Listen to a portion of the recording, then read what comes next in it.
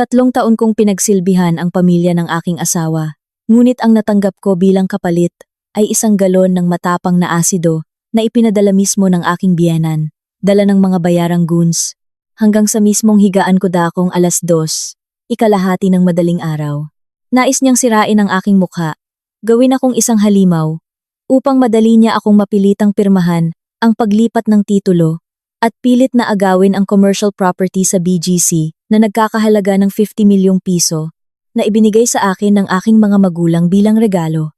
Ngunit nagkamali siya sa isang napakakritikal na hakbang.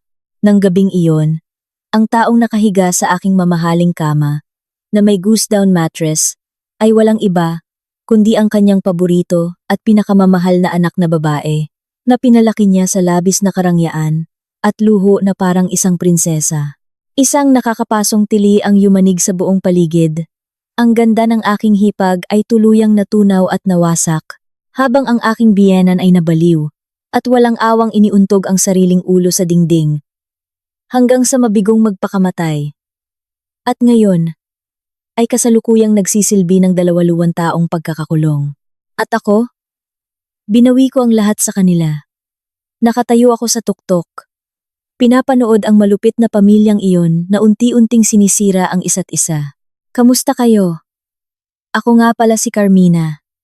30 taong gulang ako ngayon. Kasalukuyang supply chain director ng isang malaking retail conglomerate.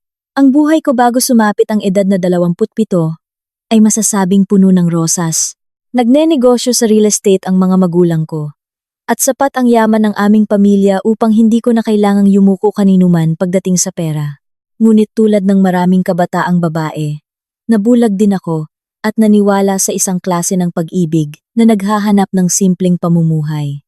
Nakilala ko si Jericho sa isang seminar. Siya ay galing sa probinsya at may simpleng pamumuhay. Maagang pumanaw ang kanyang ama, kaya't mag-isang itinaguyod ni Mama Rosa si Jericho at ang nakababata nitong kapatid na si Trina. Nang magdesisyon akong magpakasal kay Jericho, napabuntong hininga na lang ang mga magulang ko. Sinabi nila na ang kabaitan ni Jericho ay sa totoo lang, isang uri ng karuwagan, at ang isang biyudang mag-isang nagpalaki ng 2 anak, tulad ni Mama Rosa, ay tiyak na hindi magiging madaling pakisamahan. Ngunit binaliwala ko ang lahat ng iyon.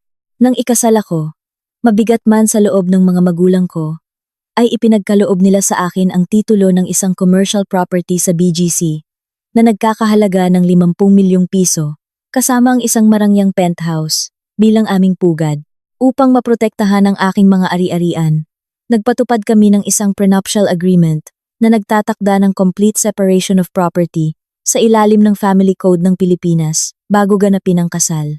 Natatakot ang aking mga magulang na maghirap ako, ngunit hindi nila inaasahan na ang mismong yaman na iyon ang gigising sa matinding kasakiman ng isang kawa ng mga ahas na nagbabalat kayong kapamilya. 3 taon akong naging manugang at ginamit ko ang sarili kong pera para bigyan ng marangyang buhay ang mag-iina. Ibinili ko ng Mercedes-Benz si Jericho para gamitin sa trabaho at mapanatili ang kanyang dignidad. Ipinasok ko sa malalaking kumpanya si Trina, ngunit saan man siya magpunta, ilang araw lang siyang tumatagal bago masisante dahil sa kanyang pagiging tamad at asal prinsesa. Binibigyan ko si Mama Rosa ng 60,000 piso buwan-buwan bilang allowance at may unlimited credit card pa para sa mga spa at derma clinic. Inakala ko na kapag nagbigay ako ng lubos na pagkabukas palad, makakatanggap ako ng pagpapahalaga. Iyon ang pinakamalalang pagkakamali sa buong buhay ko. Lahat ay nagsimulang lumitaw, ang nabubulok na tunay ko pamilya, sa isang mainit na gabi ng Agosto. Nang araw na iyon, sinabi ni Jericho na kailangan niyang mag-overtime sa kumpanya hanggang gabi. Kaya kaming 3 lang, nina Mama Rosa at Trina, ang naghapunan sa marmol na kusina ng penthouse. Sa lamesa ay may pan-seared wagyu beef at mamahaling seafood platter na may lobster. Mga pagkaing ni sa panaginip ay hindi naisip ng pamilya nila na matitikman nila araw-araw. Kakasimsim ko lang ng red wine at balak ko sanang kumustahin ang bagong trabaho ni Trina nang biglang tumikhim si Mama Rosa. Binitawan niya ang kanyang kubyertos, pinunasan ang bibig ng tissue, at tiningnan ako nang may malamig na pagkalkula. Carmina, May mahalagang bagay tayong kailangang pag-usapan. Tungkol lang ito sa pamilya natin. Sige po, Mama. Ano po iyon? At parang seryoso yata. Si Trina, 24 na siya ngayon. Kamakailan lang, nagkakamabutihan sila ng anak ng mga Reyes, yung pamilyang may-ari ng isa sa pinakamalaking kumpanya ng mga muwebles sa lungsod. Napakalaki ng negosyo nila at napakakonserbatibo ng pamilya. Nabalitaan ko na bago matapos ang taon, balak na nilang mamamanhikan. Buong buhay kong nagpakahirap, ngayon ang gusto ko lang ay magkaroon si Trina ng mabuting asawa, kalibel natin, para hindi siya maliitin ng pamilya ng lalaki. Napakagandang balita po iyan, Mama. Kung talagang nakahanap si Trina ng mabuting lalaki, siguradong tutulong kaming mag-asawa para maihanda ng maayos ang lahat. Kapag ikinasal si Trina, ako ang magpapabook sa pinakamagarang 5-star hotel sa lungsod para sa reception. Huwag na po kayong mag-alala sa gastos. Ano ba namang reception lang ang sinasabi mo? Kahit gaano pa karangya yan. Isang kainan lang naman yan at tapos na. Ang tinitingnan ng mga tao ay ang kakayahan. Ang regalo sa kasal na dala ng babae pagkapasok sa pamilya nila. Kapag nagpakasal si Trina, hindi siya pwedeng pumunta roon ng walang dala. Lalo na't malaking negosyante ang pamilya ng lalaki. Ayokong masabihan siyang patay gutom. O pumasok lang para manghuthot. Masyado po kayong nag-aalala, Mama. Maganda po si Trina, at hindi naman tayo nagkukulang sa buhay ngayon. Kung nag-aalala po kayo sa regalo, balak ko po siyang bilhan ng bagong kotseng nagkakahalaga ng milyon-milyon para may magamit siya. At para na rin may maipagmalaki siya sa pamilya ng asawa niya. Sapat na po iyon, Mama. Kotse? Ilang taon lang yan. Bababa na ang halaga, depreciation yan. Ang regalo bago ikasal dapat ay yung lumalago, yung ari-arian na hawak mo na nagbibigay respeto mula sa biyenan. Ilang gabi ko na itong pinag-isipan. Yung commercial property mo sa BGC, ilang taon mo na, yung pinapaupahan para gawing coffee shop. Kumikita ka lang ng ilang daang libo kada buwan. Wala namang kwenta. Kumpara sa sahod mo. Ikaw ang hipag, ang laki ng kinikita mo. Ilipat mo na lang ang titulo ng bahay na yon sa BGC, sa pangalan ni Trina bilang regalo sa kasal para sa kanya. Kapag may 50 milyong pisong ari-arian si Trina, papasok siya sa bahay ng mga Reyes nang nakataas ang noo. Kahit pasubukan siyang apihin ng biyanan niya, magdadalawang isip sila. Ilipat ang titulo ng bahay sa BGC? Parang nabingi ang mga tainga ko. Napako ako sa kinatatayuan ko. At ang karne ng wagyu sa bibig ko ay biglang nawalan ng lasa at naging mapait. Akala ko na mali ako ng dinig. 50 milyong piso, isang dambuhalang halaga na pinaghirapan at pinagpawisan ng aking mga magulang, buong kabataan nila, sa pagnenegosyo. At ngayon, ang babaeng kaharap ko ay madaling nasambit ang salitang ilipat ang titulo ng napakadulas at magaan, na para bang nanghihingi lang ng lumang damit na hindi ko na ginagamit. Ibinaba ko ang wine glass ko sa salaming mesa. Isang malutong na clock ang umalingaw-ngaw. Tinitigan ko ng diretso sa mata. Si Mama Rosa. Ang mga mata ko ay wala na ang karaniwang paggalang ng isang masunuring manugang, kundi ang matalim na paningin ng isang direktor na dumaan sa libu-libong matitinding negosasyon. Mama, nagbibiro po ba kayo? Ang commercial property sa BGC ay eksklusibong ari-arian ko. Ito ay regalong ibinigay sa akin ng mga magulang ko. Bago ako magpakasal, pawis at dugo po nila. Yon, paano niyo po hihilingin sa akin na kunin ang ari-arian ng mga magulang ko para gawing regalo sa kasal ng hipag ko? Nagbibiro? Seryoso ako. Ari-arian bago. O pagkatapos ng kasal, nakatapak ka na sa pamamahay na ito. Nang maging asawa ka ni Jericho, ang mga gamit mo ay gamit na rin ng pamilyang ito. Bakit ka nagbibilang at nagdadamot ng ganyan? Hindi ka naman kulang sa pera. 100,000 ang sahod mo buwan-buwan. Itatago mo ba yung bahay na yon para gawing puntod mo? Si Trina ang nag-iisang kapatid ni Jericho. Kung ibibigay mo sa kanya ang bahay na yon, para rin yun sa dangal ni Jericho, para sa kabutihan ng pamilyang ito. Dangal ni Jericho. Ano pong kinalaman ng dangal niya sa ari-arian ko? 3 taon ko nang sinusustentuhan ang bahay na ito. Hindi pa ba sapat yon? Yung credit card na ginagamit nyo pambili ng designer bags, sa account ko po binabawas yon. Yung kotseng ginagamit ni Trina pang gimmick at pakikipag-date sa mayamang lalaking yon. Pera rin ng kumpanya ko ang ginamit pambili.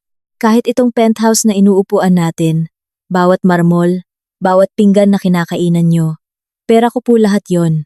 Sa tingin ko po ay nagawa ko na, nang higit pa sa sapat ang obligasyon ko bilang hipag.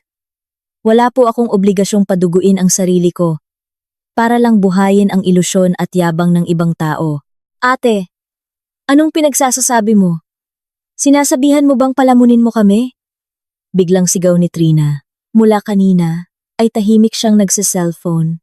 Ngunit ngayon, ay malakas niyang ibinagsak ang pinakabagong iPhone niya sa mesa. Namula ang mukha niya, at pinandilatan niya ako, nang may matinding kawalang galang. Bakit ka ba nagagalit ng ganyan? Isang bahay lang naman. Napakalaking bagay ba niyan? Kung ayaw mong ibigay, di wag. Bakit kailangan mo pang idamay at hiyain si Kuya Jericho? Porket may pera ka? Akala mo pwede mo nang murahin kahit sino? Pinakasalan mo ang kuya ko. Nakatira ka sa pamilya namin. Pero wala kang naitulong na maayos dito.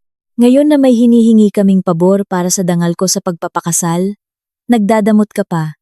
Hintayin mo pag-uwi ni Kuya Jericho. Isusumbong kita sa kanya para turuan ka ng leksyon. Huwag kang masyadong mayabang. Sinasabi mong wala akong naitulong sa pamilyang ito, Trina. Pag-uwi mo sa kwarto mo, buksan mo ang closet mo at tingnan mo mula ulo hanggang paa kung mayroon bang kahit isang gamit yan na hindi galing sa credit card ko. Nirerespeto ko si Mama.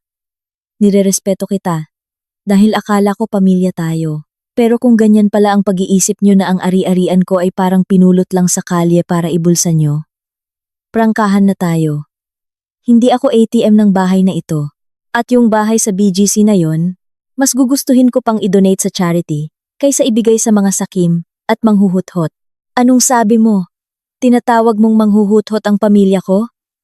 Walang kwentang manugang. Walang utang na loob. Sukdulan ang galit ni Mama Rosa. Bigla siyang tumayo, iwinasiwas ang kamay, at itinabig ang mangkok ng abalone soup sa lamesa papunta sa sahig. Ang tunog ng nabasag na porselana ay umalingaw-ngaw habang nagkalat ang sabaw sa buong sahig. Ang kanyang mukha ay nagusot. Ang mga kulubot niya ay tila naghugis ng isang demonyong kakagaling lang matanggalan ng maskara ng peking kabaitan. Itinuro niya ang kanyang daliri na may suot pang diamanting singsing na mismong ako ang bumili para sa kanya sa aking mukha. Sumigaw siya ng pagkalakas-lakas at tila nababaliw. Tandaan mo ito, walang hiya ka, huwag kang magmalaki. Nakatapak ka sa pamilyang ito, kaya buhay ka man o patay, pag-aari ka ng pamilyang ito. Kung hindi mo ililipat ang pangalan ng bahay na yun kay Trina, huwag kang aasa na mabubuhay ka ng tahimik kasama ko. 3 taon na kitang pinagtitiisan. Akala mo ba dahil nakayakap ka sa titulo ng lupa na yan ay nanalo ka na? Hintayin mo lang. Hindi ko na kailangang hintayin na isuka mo ang bahay na yon. Binabantaan niyo po ba ako, Mama? Oo. Binabantaan kita. Akala mo ba takot ako sa'yo? Ako ang biyenan dito. Ako ang batas sa bahay na to. Kung hindi ka susunod, may paraan ako para turuan ka ng leksyon. Tingnan natin kung hanggang kailan ka mapoprotektahan ng ganda at pera mo. Maghintay ka lang. Ang mga basag na piraso ng mamahaling mangkok ay nakakalat sa sahig, nagawa sa hardwood. Ang malagkit na sabaw ay nag-iwan ng mantsa sa ilalim ng crystal chandelier. Ang malawak na penthouse ay biglang naging suffocating, napuno ng matinding tensyon. Ang mga pagbabanta na lumabas sa bibig ng babaeng tinatawag kong biyenan araw-araw ay parang mga salita mula sa isang kriminal sa kalye. Hindi ako umatras, ni hindi ako natakot. Ang ilang taong karanasan ko sa pagnenegosyo, humaharap sa iba't ibang mapanlinlang na kalaban, ay nagturo sa akin na magkaroon ng malamig na isipan at pusong bakal. Dahan-dahan kong inayos ang tupi ng aking silk dress. Ang aking tindig ay nanatiling kalmado hanggang sa punto na kinilabutan silang mag-ina. Binabantaan niyo ako, Mama? Akala niyo ba matatakot ako sa mga sigaw at pagbabanta niyo para isuko ko ang ari-arian ko? Sa bahay na ito, Palagi kong ginagampanan ang tungkulin ko bilang manugang. Pero hindi ibig sabihin yan na isusuko ko ang karapatan kong kontrolin ang sarili kong buhay at pera. Kung pakiramdam nyo ni Trina na nakakasakal at masikip ang buhay nyo rito dahil hindi nyo ako makontrol, laging bukas ang pinto. Pwede kayong umalis kahit anong oras. Hindi ko kayo pipigilan. Ate, Mama, pinalalayas ba niya tayo sa bahay? Porket nakapangalan sa kanya tong bahay. Gusto na niya manggaling. May parte rin dito si Kuya Jericho. Huwag kang ilusyonada. Mama, tawagan niyo na si Kuya. Pauwiin niyo siya ngayon din. Para makita natin kung tayo ang pipiliin niya. O yang walang mudong asawang. Yan na minamaliit ang pamilya natin. Natawa ako ng malakas. Isang malamig, mapangutya, at punong-puno ng pagkasuklam na tawa. Nakakapagtaka talaga ang pag-iisip ng mga palamunin. Iniisip nila na ang mga bagay na nakukuha nila ng libre ay automatikong pag-aari na nila. Mabilis na kinuha ni Trina ang kanyang telepono at tinawagan si Jericho. Hindi pa man natatapos ang pagring, nakarinig kami ng pagbukas ng pinto. Pumasok si Jericho, bit-bit ang kanyang briefcase. Bakas ang pagod sa kanyang mukha. Ngunit agad itong nagbago nang makita niya ang kalat sa kusina. Mabilis niyang hinubad ang sapatos at tumakbo palapit. Anong nangyari rito? Bakit nagkalat ang mga basag na pinggan? Mama, Carmina, Trina, anong ginagawa niyo? Ang ingay niyo. Pagbukas ko pa lang ng elevator, dinig na dinig ko na ang sigawan niyo. Jericho, mabuti at nandito ka na. Tingnan mo yung pinakamamahal mong asawa. Nagsasalita lang ako tungkol sa kinabukasan ng kapatid mo. Dahil malapit na siyang magpakasal at kailangan niya ng regalo sa kasal. Para sa kanyang katayuan, para hindi siya mapahiya. Pero anong ginawa niya? Sinigawan niya ako. Tinawag niya tayong mga manghuhuthot, mga palamunin. Pinalalayas pa niya tayo sa mismong bahay na to. Lalaki ka. Ikaw ang haligi ng tahanan. Turuan mo nga ng leksyon niyang asawa mo dahil hindi ko na kaya ang kawalang hiyaan niya. Carmina, ano ba tong sinasabi ni Mama? Bakit ganyan ka magsalita sa kanya? Alam mo namang palaging nag-aalala si Mama para sa kinabukasan natin. Mahal niya si Trina. Kaya niya nasabi yon, kung may problema. Pag-usapan natin ng maayos. Bakit kailangan mong gumawa ng iskandalo at hiyain ang Mama at kapatid ko? Humingi ka ng tawad kay Mama. Tiningnan ko ng diretso ang lalaking nasa harapan ko. Ang asawang pinili ko. Ang lalaking may imahe ng kabaitan at kabutihan. Ni hindi man lang niya inalam kung ano ang pinagmulan ng away. Wala siyang pakialam kung gaano kawalang atwiran at kakapal ng mukha ang hinihingi ng kanyang ina. Ang una at taming naging reaksyon niya ay kampihan ang kanyang ina at pilitin akong yumuko at humingi ng tawad. Ang kabaitan niya sa totoo lang ay isang perpektong balat kayo para sa kanyang karuwagan, kaduwagan, at pagiging patagong diktador. Jericho, gusto mo bang malaman kung ano ang regalo sa kasal na tinutukoy ng nanay mo? Hinihiling niya na ilipat ko ang titulo ng commercial property sa BGC na nagkakahalaga ng 50 milyong piso sa pangalan ni Trina bilang regalo para sa kanya. Ang ari-ari ang pinaghirapan ng mga magulang ko para may magamit ako. Gusto ng nanay mo na ibigay ko yon sa kapatid mo para makapagyabang siya sa pamilya ng mapapangasawa niya. Sa tingin mo ba makatarungan yon? Tama ba yon? Para pilitin mo akong humingi ng tawad? Yung bahay sa BGC. Mama, bakit niyo po hinihingi yon? Exclusive property po iyon ni Carmina bago kami magpakasal ah. Ano naman? Kung bago kayo magpakasal, mag-asawa na kayo. Kung anong sa kanya, ay sa iyo rin, iisa na ang yaman ninyo. Ako ang nakatatanda rito. Ako ang may karapatang magdesisyon. Jericho, wag mo siyang kampihan, pinaki, at pinag-aral kita para maging maayos ang buhay mo. Ngayon ginagawa kanyang under the saya. Tingnan mo ang ugali niya. Nirerespeto ba niya ang pamilyam natin? Kung talagang mahal ka niya, hindi siya magbibilang ng ganyang barya sa pamilya natin. Carmina, lumingon si Jericho sa akin. Alam kong malaki ang halaga ng bahay na yon. Pero tingnan mo, ang ganda ng takbo ng negosyo mo, kumikita ka ng malaki. At ang yaman mo ngayon ay hindi lang yung bahay na yon. Si Trina ang nag-iisang kapatid ko. Magpapakasal siya sa isang mayamang pamilya. Kung hindi natin siya aayusan ng maayos, tatawanan ang pamilya natin. O kaya naman, Ma, pag-isipan mo uli. Ilipat mo lang ang pangalan niya, pansamantala, bilang garantiya pagkapasok niya sa pamilya ng lalaki.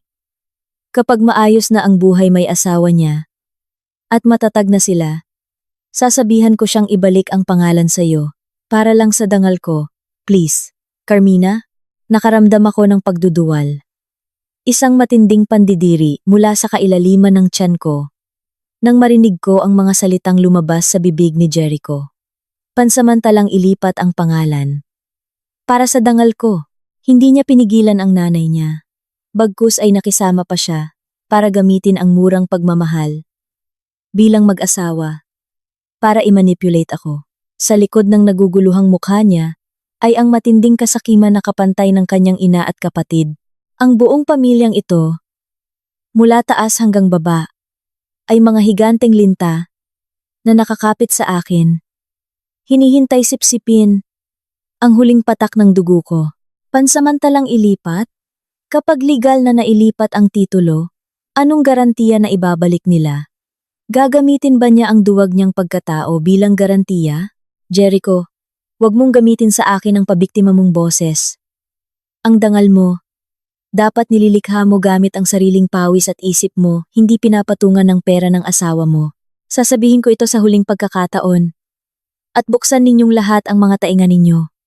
Hinding-hindi. Kailanman, hindi ako magbibigay, kahit isang sentimo, mula sa personal kong yaman, sa pamilyang ito. Ang galing mo, ang yabang mo. Kuya, nakita mo na. Bakit ka pa nakikisama sa babaeng walang puso na yan? Mag-file na kayo ng annulment at petition para sa partition of property, para makita natin kung makakapagyabang pa ba siya. Annulment at hatian sa yaman? Aking munting hipag. Siguro hindi mo inayos ang pag-aaral mo, kaya hindi mo alam ang batas sa Pilipinas. Bago kami ikasal ng kuya mo, nagpirmahan kami ng isang prenuptial agreement sa ilalim ng Complete Separation of Property ng Family Code. Lahat ng malalaking ari-arian bahay, kotse, shares sa kumpanya ay eksklusibong nakapangalan sa akin bago ang kasal. At ang aking mga personal na kita ay mananatiling akin lamang. Annulment? Ang taong lalabas sa pinto nang walang dalang kahit na isang kusing ay ang kuya mo at ang pamilyang ito, hindi ako. Tumalikod ako at naglakad papunta sa sala. Kinuha ang aking Hermes bag at inilabas ang aking leather wallet. Dahan-dahan kong inilabas ang 3 platinum supplementary credit cards na ibinigay ko kay Jericho, Mama Rosa, at Trina. Sa isang malutong at malamig na galaw, kinuha ko ang cigar cutter sa mesa at hinati sa 2 ang bawat card sa harap ng kanilang nanlalaking mga mata. Sa bahay na ito, hindi ako madamot. Pero kapag ang kasakiman ng tao ay lumampas na sa hangganan ng kakapalan ng mukha, mapipilitan akong ibalik ang ayos. Simula sa sandaling ito, lahat ng pinansyal na sustento, lahat ng supplementary credit cards, ay permanently blocked. Yung kotse ni Trina. Bukas na bukas papupuntahin ko ang assistant ko para bawiin yon at ibalik sa kumpanya. Hindi na ako mag-aalaga ng mga ahas. At ikaw, Jericho, kung sa tingin mo, hindi mo na kayang mabuhay, kasama ang isang walang pusong asawa tulad ko, dalhin mo sa akin bukas ang mga papeles. Para sa annulment, pipirmahan ko agad. Iniwan ko ang 3 tao na nakatayo at parang naging bato sa gitna ng sala. Tumalikod ako at naglakad ng mahaba, diretso sa master bedroom sa dulo ng pasilyo. Narinig ang malamig na tunog ng paglock ng pinto. Pinutol nito ang lahat ng magulong ingay sa labas. Sarili kong kamay ang nagtayo ng pader para pigilan ang mga parasito na patuloy na ubusin ang buhay ko. Ngunit hindi ko alam na ang mismong aksyon na ito, na pamumutol ng tulong pinansyal, ay tuluyang nagtulak sa kasakiman ni Mama Rosa upang maging isang malagim at demonyong plano. Ang anino ng isang madugong sabwatan ay nagsimula ng bumalot sa bahay na ito. Balot ng katahimikan ang master bedroom. Tanging ang ugong ng aircon na naglalabas ng napakalamig na hangin ang maririnig. Naupo ako sa leather armchair sa gilid ng kwarto. Mabilis pa rin ang tibok ng puso ko. Hindi dahil sa takot, kundi dahil sa matinding galit na napagtanto kong 3 taon ng kabataan ko ang itinapon sa basurahan ng panlilinlang. Ang kasal na ito ay bulok na mula sa ugat at kailangan ko nang maghanda para sa isang annulment na walang awa. Kailangan ko ng mga ebidensya ng kanilang pagiging palamunin, pagwaldas ng pera, at mga pambabastos nila para ipresenta sa korte upang maprotektahan ang lahat ng ari-arian ko. 4 na buwan na ang nakakaraan.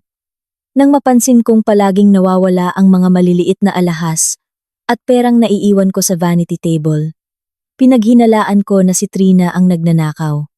Upang mahuli siya sa akto, palihim akong nagpabitang mga micro-hidden cameras na nakabalat kayo bilang smoke detectors at light switches sa sala, pasilyo, at kusina. Walang kaalam-alam sina Jericho, Mama Rosa, at Trina tungkol sa presensya ng mga electronic eyes na ito. Binuksan ko ang personal laptop ko. Nag-log in sa cloud storage system. Balak kong hanapin ang away namin kanina para isave. Umilaw ang screen ng laptop. Ipinapakita ang 4 na malinaw na camera angles kahit madilim na sa gabi. 1:00 na ng madaling araw. Walang tao sa sala. Pero sa camera sa balcony, nakita ko ang 2 aninong nagbubulungan, sina Mama Rosa at Trina. Si Jericho ay malamang na pumunta sa guest room para magtago. Pinindot ko ang audio icon. Kahit mahina silang magsalita at may ingay ng hangin sa labas, sapat ang noise cancelling feature ng system para marinig ko ang bawat salitang lumalabas sa bibig ng mga tinatawag kong kapamilya. Nakita mo na, Trina? Nakita mo kung paano nag-iba ng ugali ang walang hiyang yan? Pinutol niya lahat ng credit cards. Babawiin niya ang kotse. Itinataboy niya tayo sa kawalan.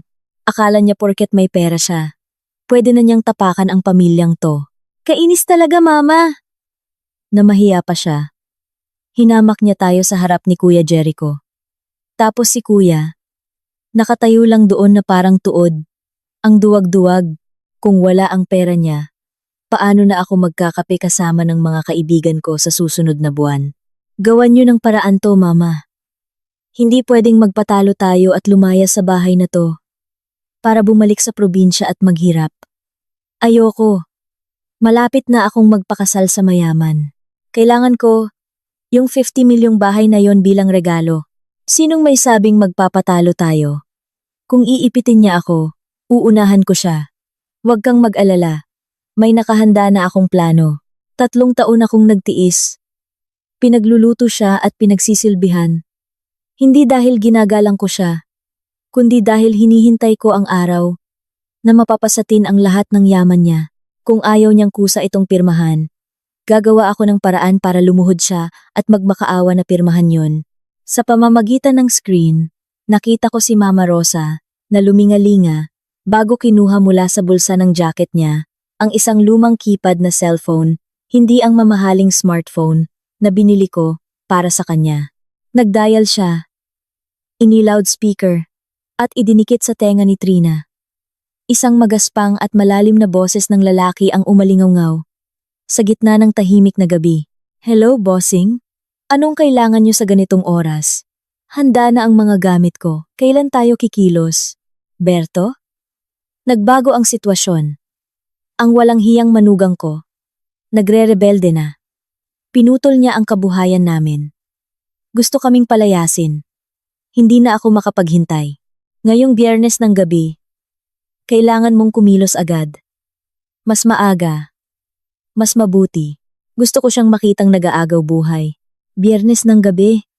Masyadong mabilisan yan, bossing. Ang usapan natin ay 600,000 piso. Mag-transfer ka muna ng 300,000 bilang down payment bago ko pakilusin ang mga bata ko. At tandaan mo, mabilis ang gagawin ko. Pero kailangan mong buksan ang daan papasok para sa amin. Mahigpit ang security sa high-end condo na yan. Kung walang keycard, hindi kami makakapasok. Huwag mong intindihin ang pera. Bukas ng umaga, Magta-transfer ako sa untraceable account mo. Makinig ka. Ngayong Biyernes ng gabi, gagawa ako ng dahilan para papuntahin si Jericho sa probinsya sa mga kamag-anak niya para wala siya rito. Si Trina naman, bibilhan ko ng tiket papuntang Boracay kasama ang mga kaibigan niya. Kaming dalawa lang ng bruhang, yun ang matitira rito.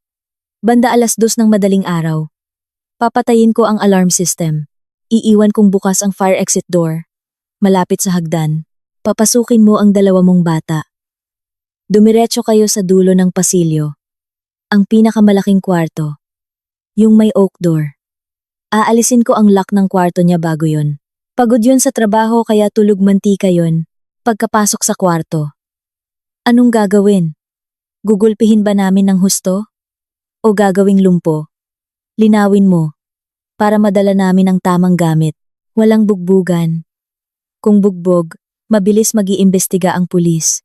Gusto kong bigyan mo siya ng nakakamatay na atake. Gawin mo siyang inutil. Punuin ng takot. At hindi na kailanman lalabas para makipagkita sa kahit na sino. Sabihin mo sa mga tauhan mo na magdala ng 1 galon ng asido.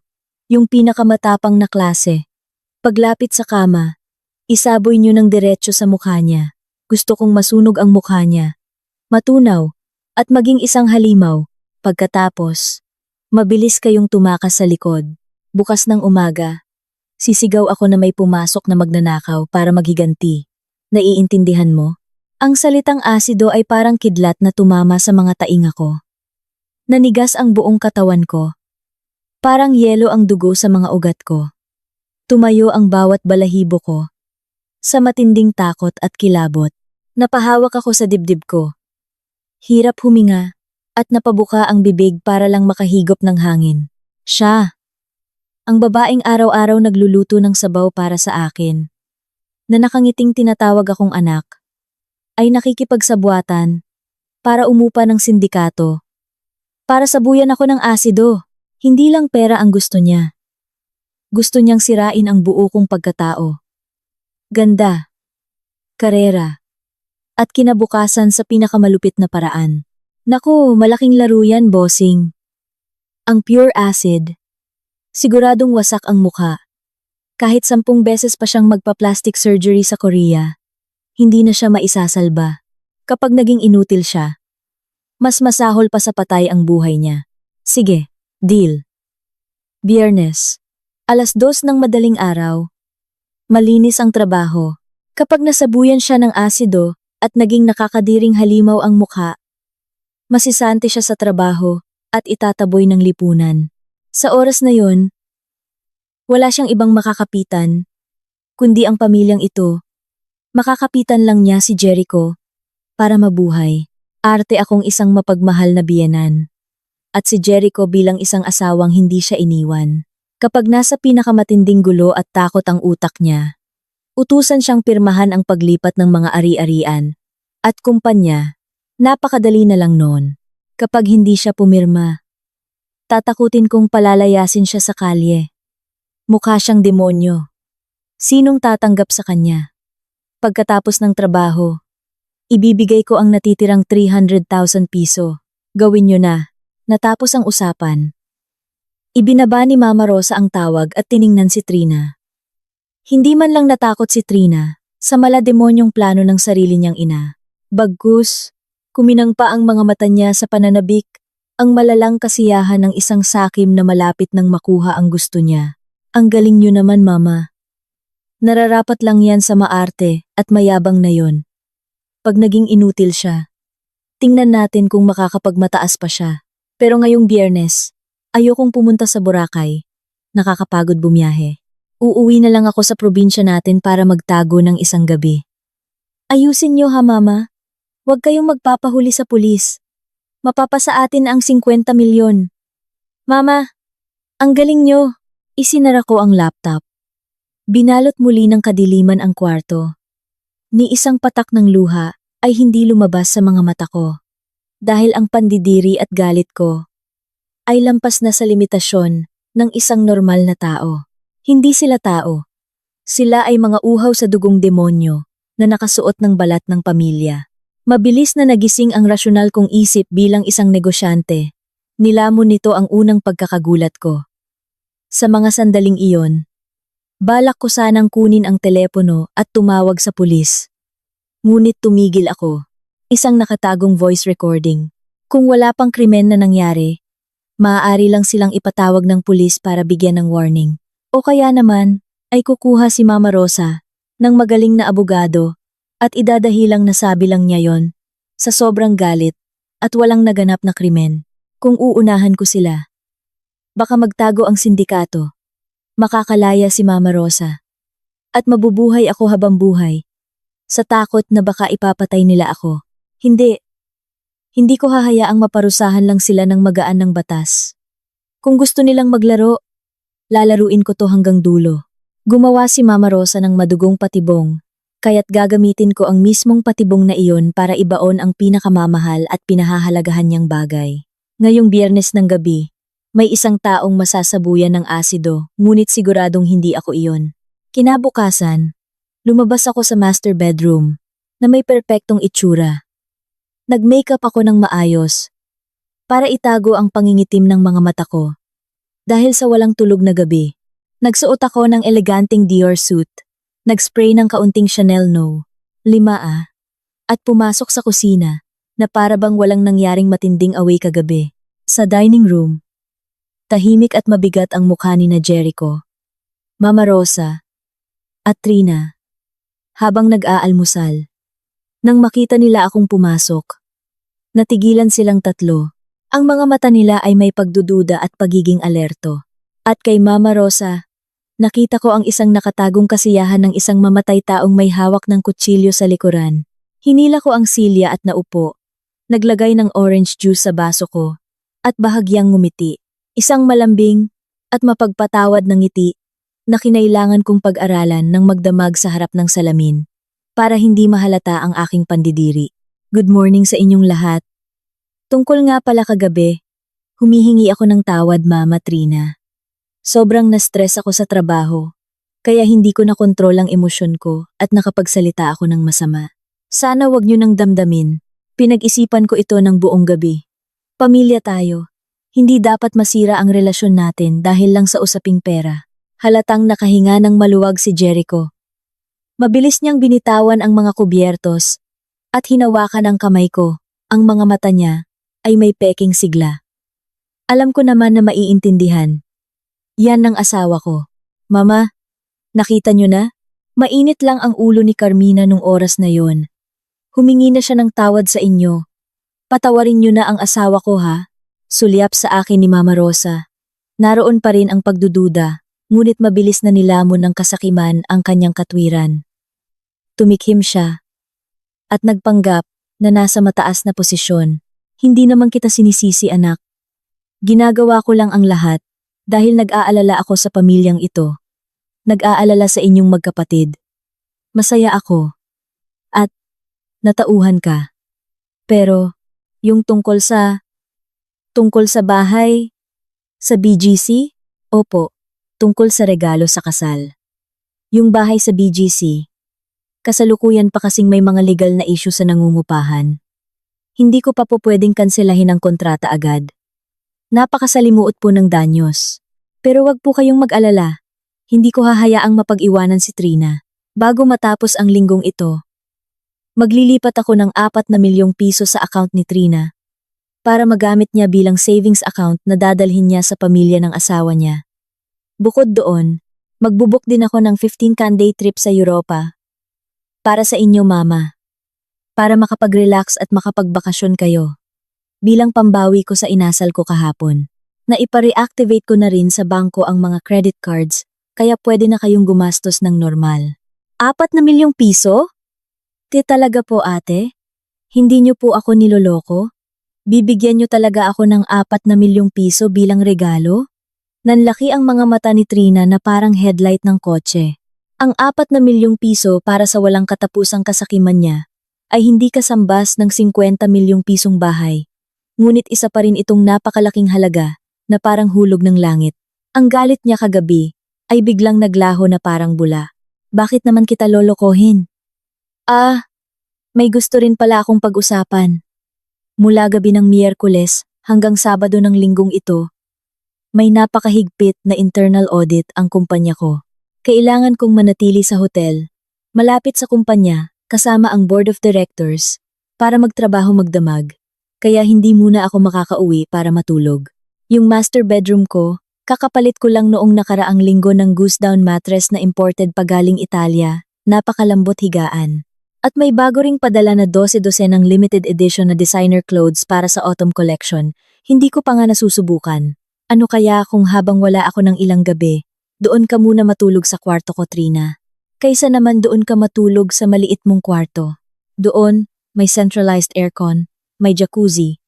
Pwede mong subukan lahat ng designer clothes doon, bitbitin ang mga Hermes bags, at kumuha ng magagandang larawan para i-post sa Facebook. Para mainggit ang mga kaibigan mo. Kapag nakita ng pamilya ng asawa mo na nabubuhay ka sa karangyaan, siguradong rerespetuhin ka nila ng lubos. Diyos ko, talaga po ate? Pwede akong matulog sa master bedroom mo? Pwedeng isukat ang mga damit mong Dior at Chanel? Hala, napakasaya naman. Gustong gusto ko talaga yung view sa balkoni ng kwarto mo noon pa. Pang-aesthetic na photoshoot. Talagang perfect. Huwag kang mag-alala sa business trip mo ate. Ako na ang bahalang magbantay ng kwarto mo. Napangisi ako. Kumagat na ang isda sa pain. Ang kayabangan, hilig sa pagpapasikat, at walang katapusang kasakiman ni Trina ang mismong kahinaan niya na aking ginamit. Alam kong hindi niya matatanggihan ang tukso, na masiyahan ang kanyang huwad na ego sa loob ng pinakamarangyang kwartong iyon. Nang marinig ito, ang mukha ni Mama Rosa na kanina lang ay masaya, ay biglang namutla, tila nawalan ng dugo. Nabitawan pa niya ang kutsara sa mangkok na lumikha ng kalasing. Ang plano niya para sa Biyernes ay sabuyan ako ng asido sa mismong master bedroom na iyon.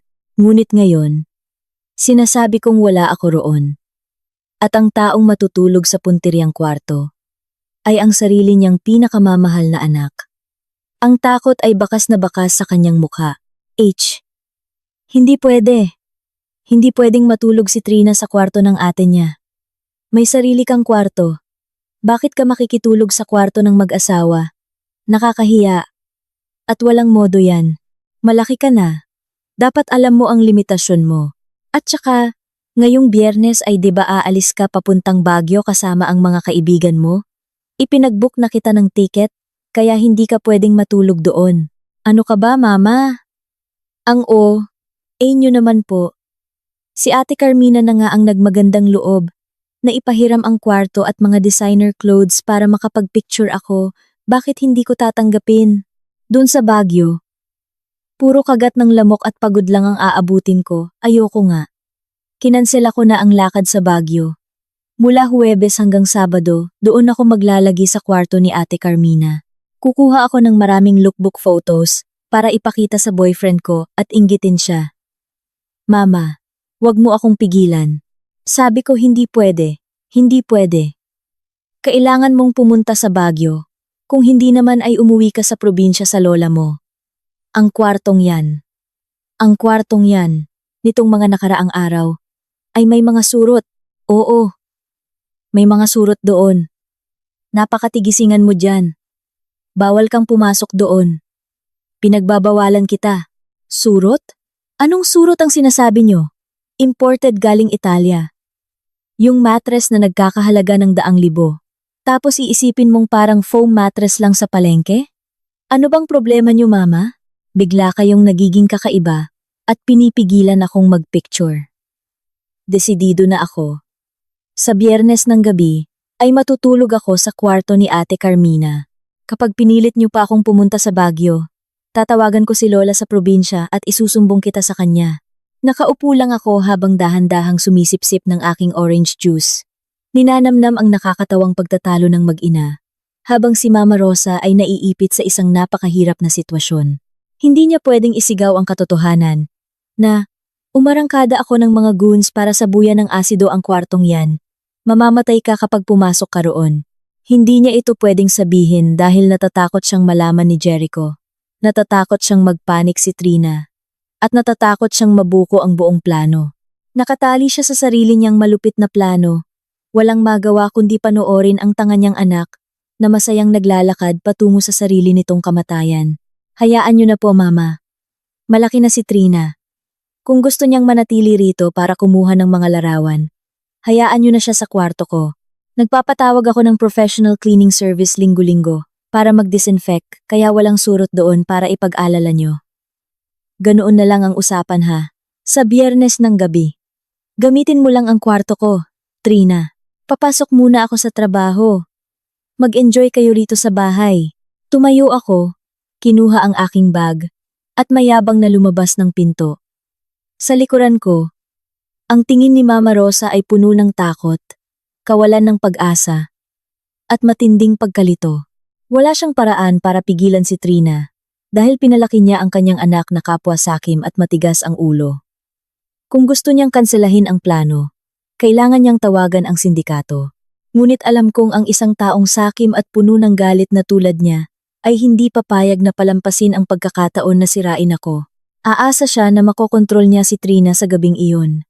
Ngunit nagkakamali siya. Ako ang may hawak ng larong ito ng isip. At titiyakin ko na sa gabi ng Biyernes, ang madugong senaryo ay mangyayari sa perpektong paraan. Walang labis. Walang kulang. Direktang tatama sa ulo ng mga taong may maitim na balak. Nagsimula na ang dula. Ngayon ay oras na para hintayin ang mga gamugamo na kusang lumipad patungo sa apoy. Sa mga sumunod na araw, ang kapaligiran sa loob ng penthouse ay tila naging napakakakaiba. Parang isang nakabibinging katahimikan, bago ang pagdating ng isang malakas na bagyo sa lungsod. Si Jericho, ayon sa plano ng kanyang ina, ay nag-empake ng kanyang maleta at umalis para sa isang business trip maaga pa lang noong Huwebes ng umaga, na ang dahilan ay kailangan niyang pumunta sa probinsya ng lola niya para ayusin ang alitan sa lupa ng kanilang mga kamag-anak. Noong nakatayo siya sa pinto hawak ang kanyang gamit, nakahalukip-kip akong nakasandal sa pader at nakatingin sa kanya. Carmina, aalis na ako. Baka sa hapon pa ng linggo ang balik ko rito. Kapag nasa bahay ka, siguraduhin mong nakalak ng maayos ang mga pinto, ha? Nabalitaan ko kasi na medyo hindi ligtas ang paligid kamakailan at saka may mga kulog at kidlat din nitong mga nakaraang araw. Kung may mangyari man, tawagan mo agad ang security ng building. Kumain ka sa tamang oras, huwag kang magpuyat at magpakapagod sa trabaho. Tiningnan ko ng diretso sa mata ang lalaking tinatawag ko noong asawa. Nakita ko ang pagkabahala, takot, at pag-iwas sa kanyang mga mata. Ang kamay niya na hawak ang maleta ay mahigpit na humahawak at muling lumuluwag.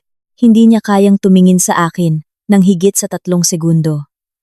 Ang isang duwag ay hindi kailanman matututong magtago ng kanyang pagkakasala. Alam niya ang lahat. Alam niya kung ano ang balak gawin ng kanyang ina sa aking tirahan sa gabing ito ng Biyernes. Ngunit pinili niyang tumakas, mag-empake at magtago, upang iwanan ako sa bahay na ito, kasama ang isang malupit na plano. Gusto niyang gamitin ang kamay ng kanyang ina para linisin ang daan at agawin ang aking mga ari-arian nang hindi nadudumihan ng kahit isang patak ng dugo ang sarili niyang mga kamay. Alam ko na, mag-ingat ka sa biyahe mo. Kaya ko na ang sarili ko rito sa bahay at siguraduhin mong may magbabayad ng kahihinatnan kung sino man ang magtangkang gumawa ng masama. Bahagyang nanginig si Jericho at mabilis na tumalikod para sumakay sa elevator. Ang pagsasara ng bakal na pinto ay ang huling sandali na pinutol ko ang natitirang hibla ng damdamin ko para sa lalaking ito. Ang pinakamalaking sakit sa ulo ni Mama Rosa sa ngayon ay hindi ako, kundi ang mismong mahal niyang anak na si Trina. Sobrang nabulag si Trina sa mga mamahaling gamit at sa pangarap na mag-post ng mga larawan sa social media. Buong araw ng Huwebes at Biyernes, narinig ko ang hindi mabilang na pagtatalo ng mag-ina na umaalingaw-ngaw mula sa pasilyo. Paulit-ulit na pinipilit ni Mama Rosa si Trina na umalis na papuntang Baguio para sa kanyang sariling kaligtasan. Ngunit matigas ang ulo ng aking hipag. Nabulag siya sa pagnanais na mag-photoshoot kasama ang aking mga branded na gamit sa marangyang kwarto ko. Kaya binaliwala niya ang lahat ng pakiusap at babala ng kanyang sariling ina. Naupo ako sa loob ng study room, dahan-dahang humihigop ng chamomile tea habang pinakikinggan ang kanilang pag-aaway. Umaapaw ang matinding kapangyarihan ng ironya sa aking puso. Si Mama Rosa ay naging biktima ng sarili niyang walang limitasyong pagpapalayaw. Hindi niya pwedeng sabihin ang katotohanan na sa gabing ito ay may mga goons na papasok para magsaboy ng asido dahil natatakot siyang magpanik si Trina. Wala siyang nagawa kundi ang panoorin na lamang nang walang kapangyarihan ang paborito niyang anak habang ito mismo ang naghahanda ng sarili nitong daan patungo sa kamatayan. 9:00 ng gabi ng Biyernes, ang hangin sa loob ng bahay ay tila naging napakabigat, habang sa labas naman ay nagsimulang bumuhos ang malakas na ulan, dala ng unang bagyo sa Maynila. Ang bawat dagundong ng kulog ay sinasabayan ng matatalim na kidlat na gumuguhit sa madilim na kalangitan. Pagkatapos maligo at mag-ayos, masayang binuhat ni Trina ang kanyang phone stand at ring light para magmadaling pumasok sa aking master bedroom. Nilak niya ang pinto, nang hindi man lang pinapansin ang namumutla at pinagpapawisang mukha ng kanyang ina. Yakap-yakap ang aking laptop at nakabalot sa isang manipis na kumot. Nauupo ako sa kama sa loob ng aking hotel room habang nakatitig sa screen. Ang bahay ngayon ay parang isang chessboard, kung saan ako lamang ang tanging nakakaalam sa bawat galaw ng mga piyesa. Isang anggulo ang nakatutok sa fire exit door sa likod ng kusina, at isa naman ang nakatutok sa buong pasilyo patungo sa master bedroom. Ang patibong ay perpekto ng nakalatag. Ngayon, kailangan ko na lamang matiyagang maupo sa dilim na parang isang malamig ang dugong mangangaso. Naghihintay sa mga demonyo na kusang pumasok sa aking lambat. Lumipas ang tahimik na gabi. Ang bawat tunog ng kamay ng orasan ay sumasabay sa patak ng ulan sa salamin ng bintana. 1:00 2:00 ng madaling araw. At sa wakas, bandang 2:15 ng madaling araw, sa screen ng kamera sa kusina, bumukas ang pinto ng kwarto ni Mama Rosa. Dahan-dahan siyang lumabas, nakasuot ng madilim na pantulog. Sa dilim, sa pamamagitan ng infrared camera, malinaw kong nakita ang matinding tensyon sa kanyang mukhang basang-basa ng pawis. Lumalakad siya ng patiyad, iniiwasang matapakan ang mga bahagi ng sahig na kahoy na maaaring lumikha ng ingay, at dumiretso sa fire exit door. Nanginginig ang kanyang kamay habang dahan-dahang binubuksan ang safety lock ng pinto. Isang napakahinang click ang narinig bukas na ang pinto. Natigilan siya roon ng halos 10 segundo. Tumingala patungo sa direksyon ng pasilyo, kung saan naroon ang master bedroom. Nagdadalawang isip pa siya? Oo. Alam ba niya na ang sarili niyang anak ang nasa loob? Oo. Ngunit ang kasakiman sa 50 milyong piso ay tuluyang sumakal sa kanyang pagiging tao. Walang awa siya tumalikod at mabilis na bumalik sa kanyang kwarto. Inilak ang pinto at nagkulong sa loob upang gumawa ng perpektong alibi. 2:30 to 30 a.m. ng madaling araw. Isang matalim na kidlat ang gumuhit sa kalangitan at nagbigay liwanag sa paligid. 2 anino ang mabilis na pumasok mula sa bahagyang nakabukas na fire exit door. Narito na ang mga kriminal. Kumilos sila sa pasilyo na parang mga pusang gala. Ang isa ay may suot na cap na nakatakip sa kanyang mukha, habang ang isa naman ay may suot na face mask at kapote na basang-basa ng ulan. Ang nasa likod ay may hawak na isang puting plastik na galon na may kapasidad na 2 litro. Kahit sa pamamagitan lamang ng computer screen, tila amoy ko na ang matapang, maasim, at nakakapapasong amoy ng sulfuric acid na sumisirit mula sa hindi masyadong selyadong takip ng galon. Nagsimulang bumilis ang tibok ng aking puso, mabilis na humahampas sa aking dibdib, kahit na nakahanda na ang aking isipan. Ang makita ang mga mamamatay taong may dalang asido na naglalakad sa loob ng sarili kong tahanan ay nagpabilis sa daloy ng aking dugo. Mabilis at sanay silang kumilos, hindi na kailangang mangapa, na para bang kabisadong-kabisado ang layout ng penthouse na iginuhit ni Mama Rosa para sa kanila. Nilagpasan nila ang sala, at hindi ko mapigilang mapahawak sa aking dibdib habang pinapanood sila sa screen. Kahit sa pamamagitan lamang ng teknolohiya, tila naririnig ko ang kanilang mabigat na paghinga na sumasabay sa tunog ng kulog sa labas. Sa pamamagitan ng hallway camera, nakita ko silang lumapit sa oak na pinto ng master bedroom. Hinawakan ng unang lalaki ang doorknob at dahan-dahang pinihit. Hindi ito nakalock. Masyadong naging kampante si Trina dahil inakala niyang nasa sarili siyang tahanan at pagod na rin siya pagkatapos ng ilang oras na pagkuha ng mga larawan at video kasama ang aking mga branded na gamit. Dahan-dahan bumukas ang pinto. Walang lumikha ng ingay. Ang kwarto ay madilim. Tanging ang malamlam na liwanag mula sa nightstand lamp ang nagbibigay ng kaunting liwanag. Sa ibabaw ng imported na kama, si Trina ay mahimbing na natutulog, nakabalot sa silk blanket. Marahil ay nananaginip siya ng isang magandang buhay. Kapag nakapasok na siya sa mayamang pamilya ng mga Reyes, nananaginip na pagsisilbihan siya ng kanyang biyenan, na parang reyna kapag dinala na niya ang 50 milyong pisong regalo. Hindi niya alam na ang kamatayan ay nakatayo na sa gilid ng kanyang higaan. Dala ang likido mula sa impyerno. Pinigil ko ang aking paghinga. Mahigpit na nagdaop ang aking mga kamay, hanggang sa bumaon ang aking mga kuko sa aking balat. Ang aking mga mata ay nakatitig sa laptop screen. Hindi kumukurap kahit isang segundo. Humakbang pasulong ang lalaking may hawak ng galon. Binuksan niya ang takip. 1, 2, 3 segundo. Sa isang malupit at mabilis na galaw, isinaboy niya ang buong matapang na likido mula sa galon, nang direkta sa ulo at mukha ng taong mahimbing na natutulog. Saklolo, tulungan niyo ako. Napakainit.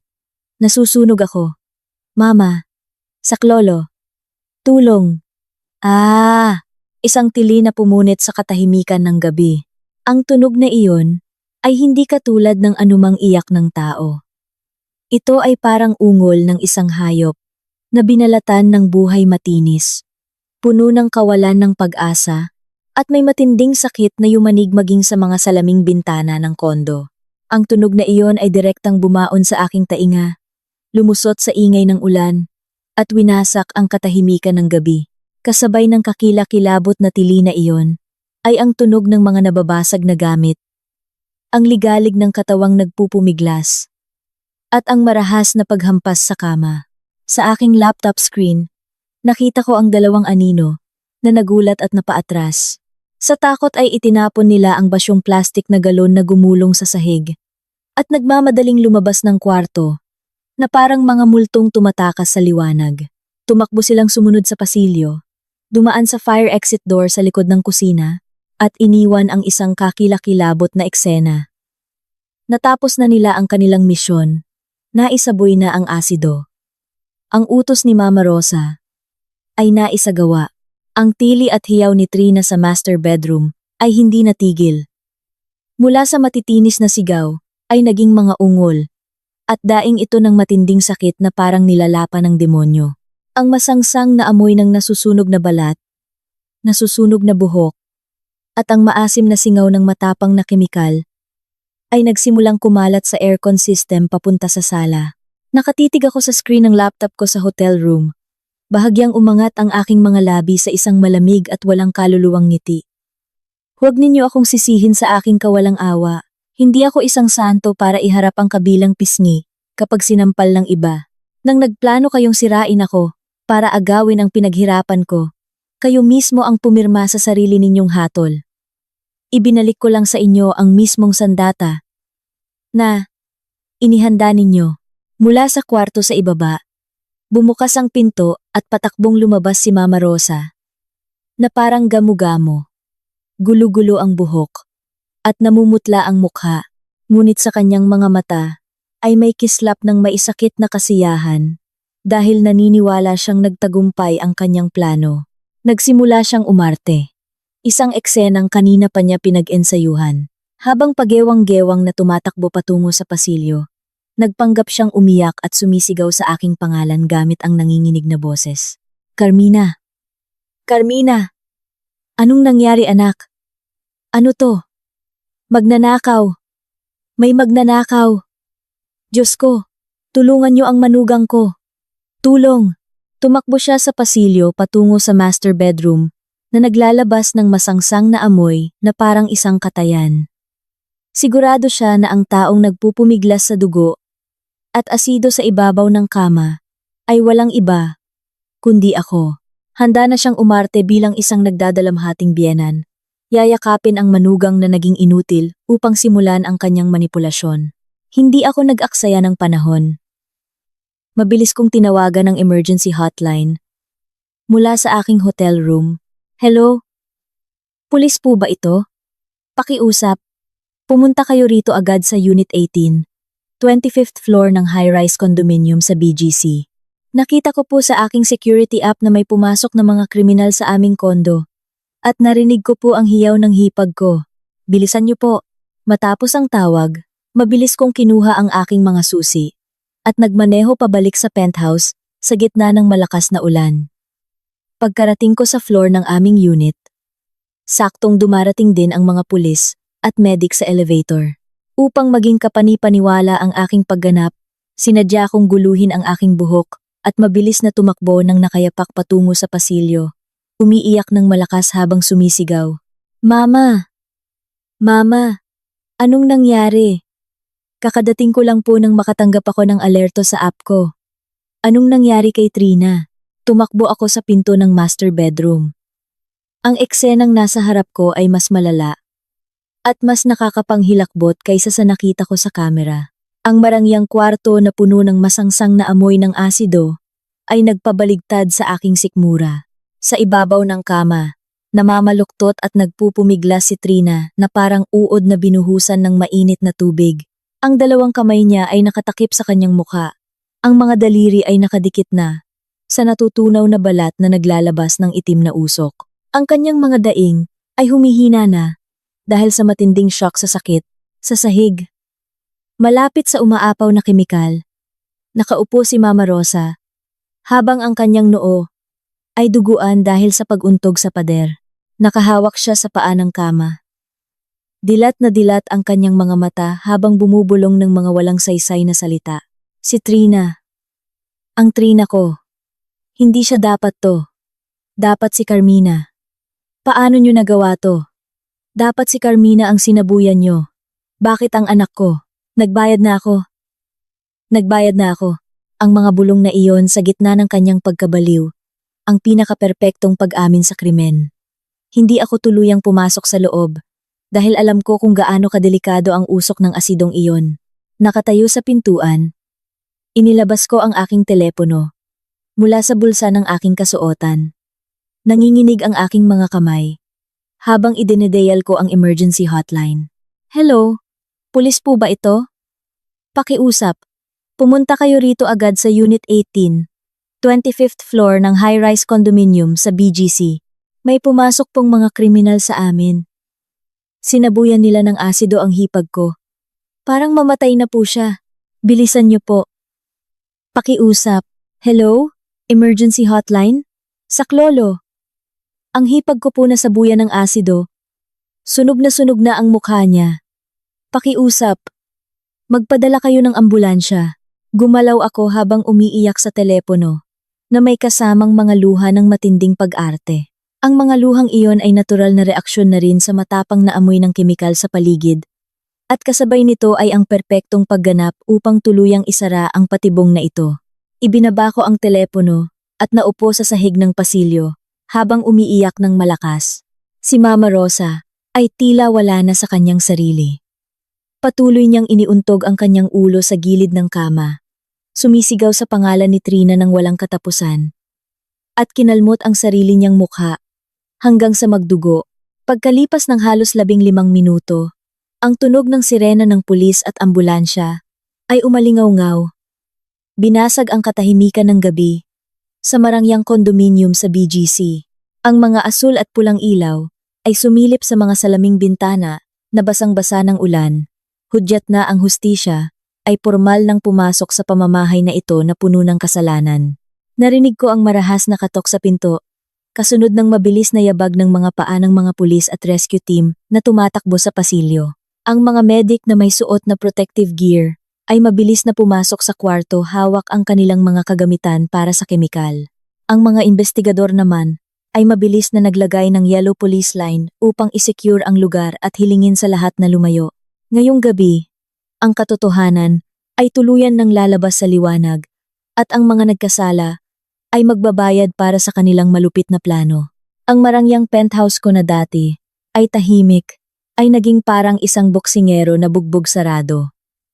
Ang rescue team ay napatigil pa ng pumasok dahil sa tapang ng singaw ng asido na nagpaiyak sa kanilang mga mata.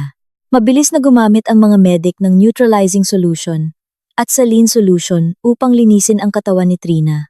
Ang bawat tunog ng reaksyon ng kemikal sa kanyang balat ay sinasabayan ng mahihinang daing ni Trina na halos hindi na makalabas sa kanyang lalamunan. Halos mawalan na siya ng hininga. Nang isakay siya sa stretcher para dalhin sa ambulansya, sumulyap ako sa kanya.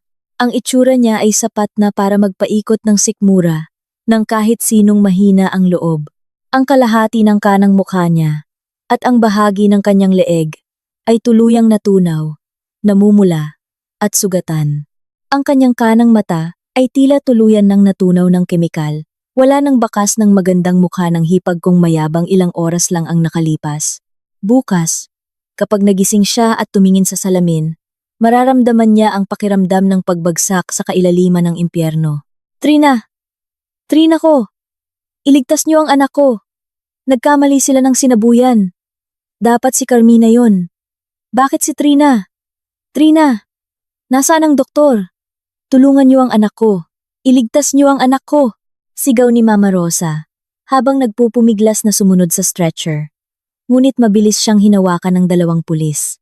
Duguan ang kanyang noo, gulo-gulo ang buhok, at patuloy pa rin ang kanyang bibig sa pag-amin sa sarili niyang krimen. Kumunot ang noo ng pinuno ng mga pulis nang marinig ang mga kakaibang salita ni Mama Rosa. Sumenya siya sa kanyang mga kasamahan na paupuin si Mama Rosa sa sofa sa sala bago siya naglakad patungo sa akin. Sa mga sandaling iyon, nakaupo ako sa sahig habang nakayakap sa aking mga tuhod, nanginginig ang buong katawan. Tumingala ako sa pulis, basang-basa ang mukha ng luha, gumanap bilang isang takot na asawa na nakasaksi ng matinding trahedya sa sarili niyang bahay. Ma'am, kumalma po kayo. Kasalukuyan nang dinadala ang biktima sa ospital. Kailangan po namin ang kooperasyon niyo para malaman ang nangyari. Kayo po ba ang tumawag sa amin? Nakita niyo po ba ang salarin? Bakit may matapang na amoy ng asido sa loob ng bahay niyo? Oo po, ako po ang tumawag, sir. Ang asawa ko po ay wala rito. Nasa business trip sa probinsya. Ngayong gabi, balak ko sanang magtrabaho hanggang madaling araw rito sa sala. Ang master bedroom po na. Yon ay kwarto namin ng asawa ko. Pero kanina pong hapon, sinabi ng hipag ko na si Trina na gusto niyang matulog doon para sumubok ng mga damit ko, kaya ipinahiram ko muna ang kwarto sa kanya. Bandang 2:00 ng madaling araw, habang nagbabasa ako ng mga dokumento, narinig ko ang isang napakatinding tili. Tumakbo ako patungo roon at nakita ko na lang na ganoon na ang nangyari. Ang biyenan ko naman po ay tumakbo pataas mula sa kwarto niya sa ibaba. Sobra siyang nagpanik. Iniuntog ang ulo sa pader at nagsasalita ng kung ano-anong bagay tungkol sa pagkakamali, sir. Hindi ko po alam kung paano nakapasok ang mga kriminal. Tinanggal ko ang aking mga kamay sa mukha ko. Muling umiyak at pagkatapos ay tumingin sa pulis na tila may biglang naalala na napakahalagang bagay. At hinawakan ko ang braso ng pulis. Sir, ang fire exit. May fire exit po kami sa likod ng kusina na nakakonekta sa hagdanan. Kadalasan ay palaging nakalock yun mula sa loob. At saka, nitong mga nakaraang buwan, may mga nawawalang gamit sa amin, kaya palihim akong nagpalagay ng mga micro-hidden security cameras sa sala at sa pasilyo nang hindi nalalaman ng asawa ko. Kanina habang nagtatrabaho ako sa laptop, nakabukas ang system. Siguradong nakuha ng kamera ang mukha ng mga kriminal. I-check niyo po agad, sir. Maganda yan. Sige. I-secure nyo ang fire exit sa likod ng kusina at kunin ang mga fingerprints sa doorknob. Ma'am, paki-open ang laptop nyo para matingnan namin ang kuha ng kamera ngayon din.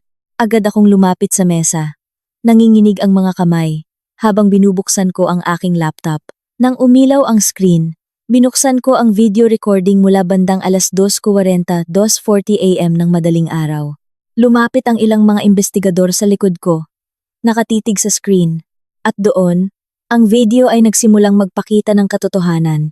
Ang unang lumabas sa video ay si Mama Rosa. Dahan-dahan siyang lumabas ng kwarto niya. Lumingalinga sa paligid. At dumiretso sa fire exit door upang buksan ang lock nito. Ang isang pulis ay napasinghap ng mahina. Hindi ito isang kaso ng simpleng nakawan o sa pilitang pagpasok. Malinaw na may nagbukas ng pinto mula sa loob upang papasukin ang mga kriminal. Pagkatapos noon, eksaktong alas 2:30, 2:30 AM, dalawang anino ang isa, ay may dalang plastik na galon. Ang mabilis na pumasok mula sa pinto na binuksan ni Mama Rosa at walang pag-aalinlangang naglakad patungo sa master bedroom. Pagkalipas ng ilang minuto, narinig ang tili ni Trina sa video at mabilis na tumakas ang dalawang kriminal. Lumingon agad ang mga pulis kay Mama Rosa, nakasalukuyang nakaupo sa sofa. Ang tingin ng mga alagad ng batas ay naging matalim, malamig at seryoso. Ma'am Carmina, mukhang hindi ito isang simpleng nakawan. Ang taong nagbukas ng pinto para papasukin ang mga kriminal na may dalang asido ay walang iba, kundi ang mismong biyenan ninyo. May alam ba kayo kung bakit niya ito ginawa? H, hindi ko po alam. Hindi ko po talaga alam. Sir, kaninang hapon lang po ay nagkaroon kami ng kaunting pagtatalo. Dahil pinipilit niya akong ilipat ang titulo ng 50 milyong bahay ko sa BGC sa pangalan ng kapatid ng asawa ko bilang regalo sa kasal. Pero tumanggi ako at pinutol ko ang mga credit cards nila. Hindi ko po inakalang gugustuhin niya akong patayin. Nagugustuhin niya akong sabuyan ng asido. Sir, inakala niya na ako ang natutulog sa kwartong yon. Mama, bakit niyo po ito nagawa sa akin? Ibinaba ko ang aking mukha at umiyak ng malakas. Nagkunwaring isang nasaktang manugang na nalamang ang sarili niyang biyenan ang nagtangkang pumatay sa kanya. Mabilis na kinuha ng pinuno ng mga pulis ang kanyang radyo at nag-utos sa lahat ng nagpapatrolya sa paligid na harangan, ang mga daan, at hanapin ang dalawang lalaking tumakas mula sa kondominium. Pagkatapos ay lumapit siya kay Mama Rosa. Rosa, ayon sa mga ebidensya mula sa security camera, sinadya mong buksan ang pinto para papasukin ang mga hindi kilalang tao na may dalang mapanganib na kemikal na nagdulot ng matinding pinsala sa biktima. Kasalukuyan ka naming iniaaresto sa ilalim ng warrantless arrest para sa kasong serious physical injuries at frustrated murder. Sumama ka sa amin ng maayos. Hindi. Hindi ako sasama. Ang anak ko ay nasa ospital. Trina. Carmina. Ikaw. Ikaw ang naglatag ng patibong na to da. Sinadya mong ipagamit ang kwarto mo kay Trina. Demonyo ka. Ibalik mo ang mukha ng anak ko. Papatayin kita. Nagpupumiglas siya. Sumisigaw at nagmumura. Gamit ang pinakamasasamang salita. Ngunit ang kanyang pagpupumiglas sa harap ng batas ay walang silbi. Ang tunog ng posas na dumiit sa kanyang nanginginig na mga kamay ay narinig. Si Mama Rosa ay binuhat ng dalawang pulis upang dalhin sa presinto sa gitna ng malakas na ulan. Lumingon siya sa akin. Ang kanyang mga mata ay puno ng galit na parang gustong kumain ng tao. Ngunit tinugon ko lamang siya ng isang malamig at walang emosyong tingin habang sa kaibuturan ng aking puso ay naroon ang matinding kasiyahan. Ang batas ng tao at ng Diyos ay hindi kailanman natutulog. Ang dula ngayong gabi ay tapos na at ang mga nagtanim ng hangin ay mag-aani ngayon ng bagyo. Alas 6 na ng umaga, ang kalangitan sa labas ng istasyon ng pulisya ay napakadilim pa rin. Hudyat na hindi pa matatapos ang ulan. Sa loob ng malamig na silid na may puting ilaw, nakaupo ako habang nakapatong ang aking mga kamay sa isa't isa. Pinananatili ang itsura ng isang taong takot at pagod na pagod, pagkatapos ng isang gabing puno ng kilabot. Halos 2 oras na ang nakalipas. Nahuli ng mga pulis si Berto at ang kanyang kasama habang sinusubukang tumakas palabas ng lungsod, gamit ang isang motorsiklo na walang plaka. Ang nakuha sa kanilang plastik na galon na may bakas ng asido kasama ang mga mensahe ng bank transfer mula kay Mama Rosa sa kanilang telepono, ay naging sapat na ebidensya upang hindi na sila makapagtanggi. Inamin nila ang lahat na binayaran sila ng 300,000 piso ni Mama Rosa upang sirain ang aking mukha. Biglang bumukas ang pinto ng silid at isang lalaki ang mabilis na pumasok na parang baliw. Si Jericho iyon. Mukha siyang sirang-sira na halos hindi ko na makilala ang karaniwang asawa kong palaging maayos ang pananamit at buhok. Gulo-gulo ang kanyang damit. Basang-basa ang kanyang buhok ng ulan. At namumula ang kanyang mga mata. Dahil sa takot at walang tulog, nakatanggap siya ng tawag mula sa pulisya habang nagtatago sa probinsya at agad na pumunta rito. Pagkakita niya sa akin na ligtas at walang kahit isang gasgas habang ang kanyang ina ay nakakulong sa kabilang silid at ang kanyang kapatid ay kritikal sa ospital, ang kanyang katwiran ay tuluyang naglaho. Carmina, anong ginawa mo? Bakit nakakulong ang nanay ko? Bakit sinasabi ng pulis na siya ang utak sa likod ng pag-atake ng asido? Anong sinabi mo sa kanila? Gumawa ka ng kwento at ibintang sa nanay ko. Si Trina. Sunog na sunog ang mukha ni Trina ngayon. Alam mo ba yon? Walang puso ka. Lumalapit siya sa akin. Akmang hahawakan ng aking kwelyo. Ngunit mabilis siyang hinawakan at hinarangan ng isang pulis na nakatayo malapit sa amin. Ang kanyang karuwagan at kawalan ng hiya ay patuloy na nagpapagulat at nagpapadiri sa akin. Hanggang sa mga sandaling ito, kahit na malinaw ang mga ebidensya, kahit na ang sarili niyang kapatid ay naghihirap dahil sa ginawa ng kanilang ina, sinubukan pa rin niya akong ibintang sa akin ang lahat ng kasalanan. Dahan-dahan akong tumayo. Wala na akong balak na mag-aksaya ng luha. Tapos na ang pag-arte ko sa kondo. Ngayon, haharapin ko ang lalaking ito gamit ang tunay kong pagkatao. Jericho, mukhang masyado mong pinapahalagahan ang kakayahan ko. Paano ko gagawin na ang nanay mo mismo ang mag-transfer ng 150,000 piso sa account ng mga kriminal? Paano ko siya mapipilitang buksan ang safety lock ng pinto ng alas 2:15 ng madaling araw para papasukin ang mga lalaking may dalang asido? Lahat ng ebidensya mula sa security camera, mga mensahe sa telepono, bank statements, hanggang sa mismong pag-amin ng mga binayaran niya ay hawak na ng mga pulis. Nahuli ang nanay mo na may sapat na ebidensya. Kaya wag ka nang magtahol dito na parang asong ulol na nawawala sa sarili. Natigilan si Jericho, nanginginig ang kanyang mga labi habang namumutla ang kanyang mukha. Napaatras siya, hinawakan ang kanyang ulo at sinabunutan ang sarili. Ngunit ang pagiging mapagmataas at palaging pagbibintang ng isang palamunin ay hindi nagpahintulot sa kanya na tanggapin ang katotohanan. Tumingala siya at ang kanyang mga mata ay napuno ng matinding galit patungo sa akin. Ang kamera. Ang kamera. Naglagay ka ng nakatagong kamera. Ibig sabihin alam mo. Alam mo na balak ng nanay ko na ipasaboy ang asido sa'yo. Kung ganoon, bakit hindi mo sinabi? Bakit hindi ka tumawag sa pulis para pigilan siya? Bakit mo sinadyang kumbinsihin si Trina na matulog sa kwarto mo kagabi? Sinadya mo yun ba? Sinadya mong gawin yun para si Trina ang sumalo ng asido na para sa'yo. Ikaw ang tunay na mamatay tao. Ikaw ang ahas. Ibalik mo ang mukha ng kapatid ko. Ang bawat salita ng pagbibintang ni Jericho ay umalingaw-ngaw sa loob ng istasyon ng pulisya. Itinuro niya ang kanyang nanginginig na daliri sa aking mukha. Sinusubukang ibintang sa akin ang buong kasalanan, na parang ako ang nagpasaboy ng asido sa kanyang kapatid. Ang galit na itinago ko, nang matagal ay biglang sumabog, ngunit hindi ito lumabas bilang sigaw, kundi bilang mga matatalim na salita, na sumira sa kanyang bulok na pagkatao.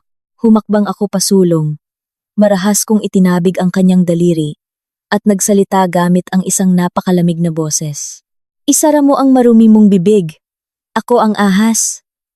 Kung ganoon, ano ang nanay mo?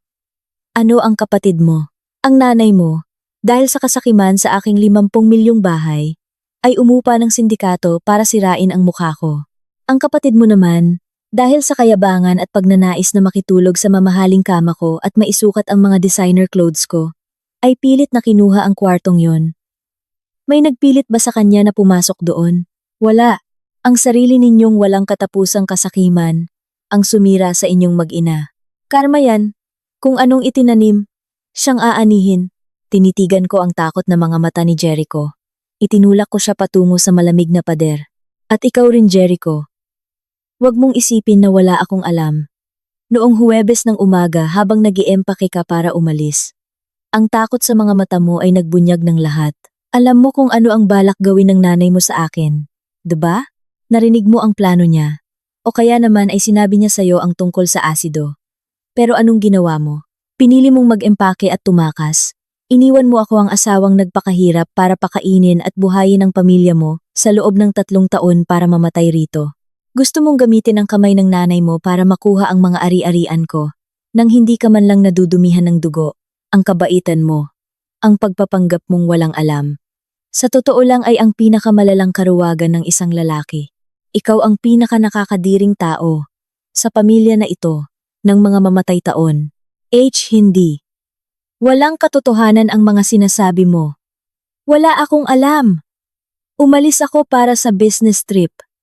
Huwag mo akong bintangan ng ganyan. Ang boses ni Jericho ay mahina at nanginginig, habang ang kanyang mga binti ay tila bibigay na. Ang katotohanang nabunyag at ang pagkawala ng kanyang pekeng kabaitan ay nag-iwan sa kanya nang walang anumang makakapitan.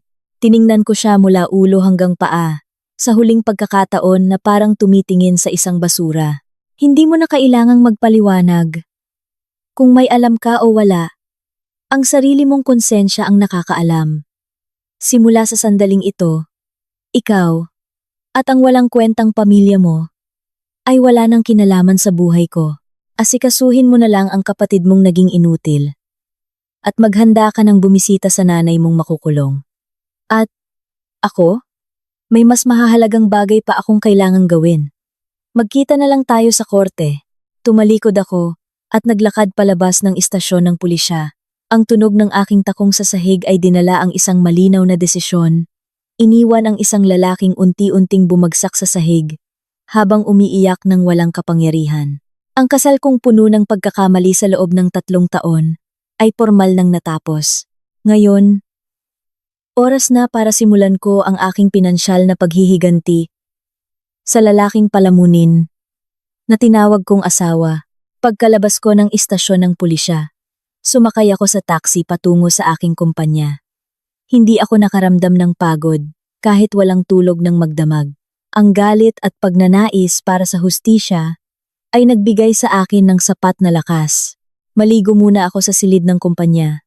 Nagpalit ng maayos na kasuotan, uminom ng black coffee, at agad na tinawagan si Attorney Santos, ang aming matalinong legal counsel. Attorney, kailangan ko ang tulong niyo agad. Ngayong umaga, gusto kong i-freeze ang lahat ng joint accounts at i-secure ang lahat ng ari-arian ko laban kay Jericho. Gusto ko ring ihanda ang mga papeles para sa annulment declaration of nullity of marriage. Dahil sa matinding paglabag sa kasal ng aking asawa at ng kanyang pamilya, lahat ng ari-ariang nakapangalan sa akin mula sa bahay sa BGC, sa penthouse, hanggang sa mga bank accounts ko, siguraduhin ninyong walang kahit na sino ang makakahawak ng kahit isang piso. Carmina, anong nangyari at mukhang nagmamadali ka? Noong nakaraan lang ay sinabi mo sa akin na gusto mo pang bigyan ng pagkakataon si Jericho na maging malaya at magtrabaho taon, attorney kagabi. Ang biyenan ko ay umupa ng mga kriminal para sabuyan ako ng asido upang makuha ang bahay sa BGC. Ngunit nagkamali siya at ang sarili niyang anak ang nasabuyan. Kasalukuyan na siyang nakakulong ngayon. At si Jericho naman ay alam ang plano ngunit pinili niyang tumakas at iwanan ako para mamatay. Hindi ko nahahayaang may connection pa ako sa pamilyang iyon. Kahit isang segundo, gusto kong bawiin ang lahat ng suporta kay Jericho ngayon din. Attorney, tulungan niyo akong tanggalin siya sa posisyon niya bilang president ng distribution company. Ang distribution company na pinapatakbo ni Jericho bilang president ay 100% kong pinondohan, 2 taon na ang nakakaraan. Noong oras na iyon, upang mapanatili ang kanyang dangal sa harap ng kanyang pamilya, hinayaan ko siyang tumayo bilang president. At ibinili pa siya ng Mercedes-Benz ng kumpanya para magamit sa trabaho. Ngunit sa usaping legal at shares, hawak ko ang 80% ng kumpanya at ako ang may huling desisyon sa usaping pinansyal. Si Jericho ay isang dekorasyon lamang doon na sumasahod buwan-buwan. Sa nakalipas na panahon, ginamit niya ang kanyang posisyon para magyabang, gamitin ang pera ng kumpanya para sa mga personal na gastusin at bilhan ng mga regalo ang kanyang ina at kapatid habang nagpapanggap akong walang nakikita. Ngunit ngayon, puputulin ko na ang kanyang pinagkakakitaan. Diyos ko, ganoon pala ang nangyari? Huwag kang mag-alala, Carmina. Hawak ko ang lahat. Dahil mayroon kang 80% shares at ayon sa kontrata ng kumpanya, may karapatan kang magpatawag ng emergency board meeting para tanggalin si Jericho sa kanyang posisyon agad. Dahil sa matinding pinsala sa reputasyon at ari-arian ng kumpanya, ipapadala ko ang opisyal na dokumento ngayong umaga. At tungkol naman sa mga bank accounts, tatawagan ko ang bangko para i-freeze ang mga ito. Salamat po, attorney. Pakibilisan po ang pagproseso. Ang assistant ko ay kasalukuyan nang papunta sa ospital. Dala ang duplicate key ng Mercedes-Benz para bawiin ang sasakyan. Gusto ko na paglabas ni Jericho sa istasyon ng pulisya, patungo sa kumpanya. Matatanggap niya ang desisyon ng pagpapatalsik sa kanya at palalayasin siya ng security nang walang kahit na ano, kundi ang kanyang mga utang. Pagkatapos kong makipag-usap kay Attorney Santos, tiningnan ko ang aking online banking system sa aking laptop. Sinigurado ko na ang 3 credit cards na hinati ko kagabi ay permanently blocked na sa bangko. Ang mga card na nagbabayad ng libu-libong piso buwan-buwan para sa mga spa at mamahaling gamit ay naging mga piraso na lamang ng walang kwentang plastik. Ang aking pinansyal na paghihiganti ay hindi lamang proteksyon para sa aking sarili, kundi isang matinding parusa na kukuha ng lahat ng lakas at pag-asa sa buhay ng mga taong nagtangkang sumira sa akin. Eksaktong 11:00 ng tanghali, ang aking plano ay opisyal nang naganap. Sa pamamagitan ng security camera na nakakonekta sa aking telepono mula sa labas ng kumpanya, nakita ko si Jericho na bumaba mula sa isang taxi. Mukha siyang pagod at desperado. Balak na pumunta sa opisina niya bilang president upang kumuha ng pera sa kumpanya, pambayad sa ospital ni Trina. Ngunit bago pa man siya makapasok sa elevator, hinarangan na siya ng 2 malalaking security guard ng building. Inabot nila sa kanya ang isang karton na naglalaman ng kanyang mga personal na gamit, kasama ang opisyal na papel ng pagpapatalsik sa kanya na may pulang selyo ng kumpanya. Nilakasan ko ang kuha ng kamera. Nakita ko si Jericho na sumisigaw at nagpupumiglas na pumasok, ngunit paano niya lalabanan ang lakas ng mga profesional na security guards?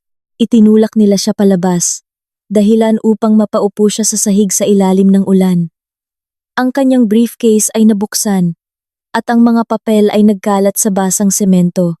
Naupo siya doon, nakatakip ang mga kamay sa mukha habang umiiyak sa matinding kahihiyan. Nakasanayan na niya ang mabuhay sa tulong ng pera ko. Itinuturing na natural lamang ang aking mga sakripisyo. Ngayon, kapag ang puno na nagbibigay ng buhay sa kanila, ay pinutol ko na ang mga ugat at umalis, ang mga linta na tulad nila ay kailangang matutong humarap sa bagyo ng buhay nang mag-isa. Kung walang pera ko, si Jericho ay isang walang kwentang lalaki, walang kakayahan, walang ari-arian. Saan siya kukuha ng milyon-milyong piso para sa operasyon ng kanyang kapatid upang maibalik ang mukha nito? Ang laro ay nagsisimula pa lamang at ang impyerno ay kasalukuyan nang naghihintay sa kanilang pamilya. 4 na araw pagkatapos ng gabing iyon ng bagyo, pumasok ako sa ospital, hindi upang makiramay, kundi upang ibigay ang huling hatol sa pamilyang sumira sa sarili nilang buhay dahil sa kasakiman. Sa tapat ng ICU, nakita ko si Jericho. Gulo-gulo ang buhok, lukot ang polo shirt, at nangangamoy pawis. Wala na ang hambog na president ng kumpanya. Ang kaharap ko ngayon ay isang lalaking nilalamon ng kawalan ng pag-asa. Pagkakita sa akin, mabilis siyang lumapit at akmang hahawakan ng aking Dior suit. Carmina! Sa wakas, iligtas mo kami. Si Trina. Kailangan ng 1 milyong piso para sa skin grafting bukas. Kumakalat na ang impeksyon. Naka-freeze ang accounts ko. Binalik ang kotse ko. Wala akong mautangan. Dahan-dahan kong binuksan ang aking Hermes bag. Inilabas ang isang puting envelope at binitawan ito sa sahig. Gumulong ang mga papel sa paanan niya. Annulment papers yan, Jericho. Pirmahan mo. At ang 1 milyon? Magbenta ka ng bato mo o mamalimos ka sa kalye. Wala na akong pakialam. Walang puso ka, Carmina. Tinawag ka pa ring ate ni Trina. Wasak ang mukha niya. Nabulag ang kanang mata niya dahil sa asido. Paano siya mabubuhay ng mukhang demonyo? Huwag mo akong sumbatan ng peking kabaitan, Jericho. Malamig kong sagot. Sinuportahan ko kayo ng 3 taon. Pero ang nakuha ko bilang kapalit ay asido sa aking higaan. Karma yan. Ang naghanda ng impyernong ito ay ang nanay mo at ang kasabwat sa pamamagitan ng karuwagan ay ikaw. Biglang pumunit sa hangin ang isang basag at paos na tili mula sa loob ng ICU. Nagising na si Trina. Mabilis kaming lumapit sa salamin ng pinto. Sa loob, ligalig na gumagalaw si Trina. Pilit hinahawakan ang kanyang mukhang balot ng dugo ang gasa. Ang mukha ko! Kuya Jericho! Nasaan si Mama? Hulihin niyo ang mga magnanakaw na gumawa nito sa akin. Tili niya sa pamamagitan ng intercom. Napatakip ng mukha si Jericho at humagulgol. Hindi kayang sabihin ang katotohanan. Inagaw ko ang mikropono mula sa kanyang nanginginig na kamay. Ang boses ko ay mariing lumusot. Sa kabilang linya, Trina, walang magnanakaw. Ang umupa sa mga goons para talsikan ako ng asido ay ang sarili mong ina. Plano niyang sirain ang mukha ko para makuha ang commercial property ko sa BGC para sa regalo sa kasal mo. Pero dahil sa kasakiman mong makitulog sa kwarto ko at magsuot ng mga branded kong damit, ikaw ang sumalo ng sarili ninyong patibong. Kasalukuyang nasa kulungan, ang nanay mo, ang sumira sa buhay mo, ay walang iba, kundi ang sarili mong pamilya. Nanigas ang katawan ni Trina. Ang tanging mata niyang nakalantad ay nanlaki sa matinding shock. Hindi! Nagsisinungaling ka! Kuya! Sabihin mong hindi totoo. Ang pananahimik at pag-iyak ni Jericho sa sahig ang naging pinakamalupit na sagot. Sa isang sandali, ang huling hibla ng katinuan ni Trina ay tuluyang nawasak. Sumigaw siya ng mga sumpa. Binaliwala ang mga IV tubes na nabunot mula sa kanyang mga ugat habang umaagos ang sariwang dugo sa kama. Kinailangan ng 3 nurse upang iturok ang pampatulog bago siya tuluyang bumagsak sa kawalan. Tiningnan ko si Jericho na nakaluhod sa sahig, parang basurang itinapon sa tabi. Carmina. Hinahabol ako ng mga loan shark sa 5,006. Papatayin nila ako kapag hindi ko nabayaran ang interes ngayong hapon. Pakiusap. Noong umalis ka noong Huwebes, at hinayaan akong mamatay sa asido. Naisip mo ba ang pagsasama natin? Tinalikuran ko siya ng walang pag-aalinlangan. Harapin mo ang mga loan shark mo. Jericho, magkita na lang tayo sa korte. Pagkalipas ng 1 buwan, sa Regional Trial Court, RTC, formal na binasa ang hatol ng aming annulment declaration of nullity of marriage. Dahil ang lahat ng aking ari-arian sa BGC at share sa kumpanya ay napatunayang eksklusibong donasyon ng aking mga magulang bago ang kasal at protektado ng prenuptial agreement, ibinasura ng hukom ang lahat ng hiling ng panig ni Jericho. Bukod doon, iniutos ng korte na ibalik niya ang 2 milyong piso na linuho niya mula sa pondo ng kumpanya. Makalipas ang 6 na buwan, natapos din ang paglilitis sa kasong kriminal ni Mama Rosa. Sa harap ng mga matitinding ebidensya ang hidden camera footage, bank transfer records, at ang mismong testimonya ni Trina na nakaupo sa wheelchair habang puno ng galit ang tanging mata, hinatulan si Mama Rosa ng 19 taong pagkakakulong sa Correctional Institution for Women sa Mandaluyong. Nang ilabas siya ng mga pulis na nakaposas, wala na siyang bakas ng marangyang biyenan na dati kong binibigyan ng daan-daang libong piso. Siya ay isa na lamang matandang nanginginig at tuluyang nawalan ng katinuan. Lumipas ang ilang taon. Ngayon, Habang nakaupo ako sa aking leather chair sa aking opisina, sa 35th floor sa BGC, pinapanood ko ang unti-unting paglubog ng araw. Hawak ko ang aking mainit na kape. Yakap ang katahimikan at ganap na kalayaan. Nagtayo ako ng sarili kong kumpanya ng mga medikal na kagamitan at mas lumago pa ang aking yaman. Ang commercial property ko sa BGC ay naging isang marangyang bakasyunan na inihandog ko bilang regalo sa aking mga magulang. Paminsan-minsan, naririnig ko ang balita tungkol sa kanila. Si Mama Rosa ay unti-unting natutuyo sa loob ng CIW sa Mandaluyong, gabi-gabing binabangungot. Si Trina naman ay nabubuhay sa dilim sa isang maliit na kwarto sa labas ng lungsod. Tinatakpan ang mukhang permanenteng nasira habang isinusumpa ang kanyang ina. At si Jericho, pagkatapos mabugbog ng mga loan shark na nag-iwan sa kanya ng pilay na binti, nagtatrabaho na lamang siya bilang construction worker habang buhay na nagtatago sa takot. Habang tinitingnan ko ang aking pinagdaanan, napagtanto ko ang 3 pinakamahalagang aral na dapat tandaan ng bawat babae. Una, ang bulag na kabaitan ay isang imbitasyon para sa kasamaan. Kung magbibigay ka ng walang limitasyon sa mga taong sakim, ituturing nila itong obligasyon mo. Ang kabaitan ng isang babae ay dapat na may kalakip na talino at matatalas na tinik upang protektahan ang sarili. Pangalawa, huwag kailanman magpaloko sa kabaitan ng isang lalaki. May mga lalaking mabait lamang dahil sila ay duwag at walang kakayahang tumayo sa sarili nilang mga paa. Ang isang lalaking hindi kayang protektahan ang kanyang asawa at tumatakas sa oras ng panganib ay hindi karapat-dapat sa iyong pagmamahal. At panghuli, ang pinansyal na kalayaan ang pinakamalakas na kalasag ng isang babae. Kung wala akong sariling pera at talino, marahil ako ang nakahiga sa ICU ngayon habang ang pamilyang iyon ay nagpapakasasa sa aking yaman. Ang pera ay hindi nakakabili ng pag-ibig, ngunit nagbibigay ito sa iyo ng lakas na tumalikod, lumaban, at magsalita ng nakataas ang noo. Nakaligtas ako sa bagyo. At sa bawat sugat ng nakaraan, naitayo ko ang isang imperyo ng kapayapaan na walang sinumang makakaagaw muli.